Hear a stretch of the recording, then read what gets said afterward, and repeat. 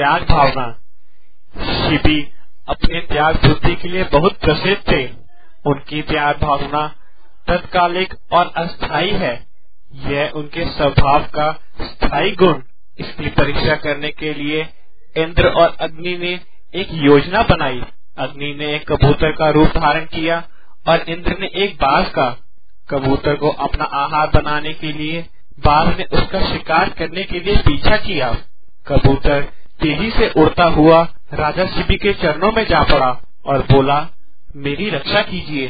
शिबी ने उसे रक्षा का आश्वासन दिया। पीछे पीछे बाज भी आ पहुंचा।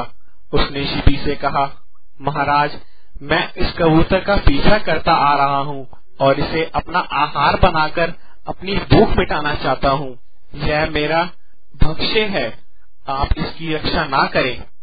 शिबी ने बाज से कहा, मैंने इस पक्षी को अभय प्रदान किया है, इसे कोई मारे ये मैं कभी बर्दाश्त नहीं करूँगा। तुम्हें अपनी भूख मिटाने के लिए मांस चाहिए, सो मैं तुम्हें अपने शरीर से इस कबूतर के वजन के बराबर मांस काट कर देता हूँ। उन्होंने एक तराजू मंगवाया और उसके एक पलड़े में कबूतर को रख दिया। दूसरे पलड़े में महाराज शिबी अपने शरीर से मांस काट कर डालने लगे।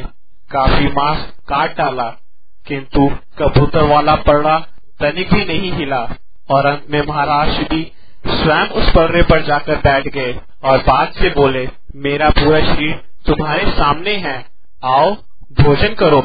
महाराज शिबी की त्याग बुद्धि को स्वीकार करते हुए अग्नि और इंद्र अपने स्वाभाविक रूप में प्रकट हुए और महाराज शिबी को भी उठाकर खड़ा कर दिया।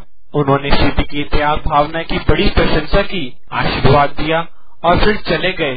त्याग से मनुष्य लाभ प्राप्त करता है। महाराज शिबी ने अपने शरीर को सहर्ष समर्पित कर दिया। अग्नि और इंद्र ने उनकी कितनी कठोर परीक्षा ली।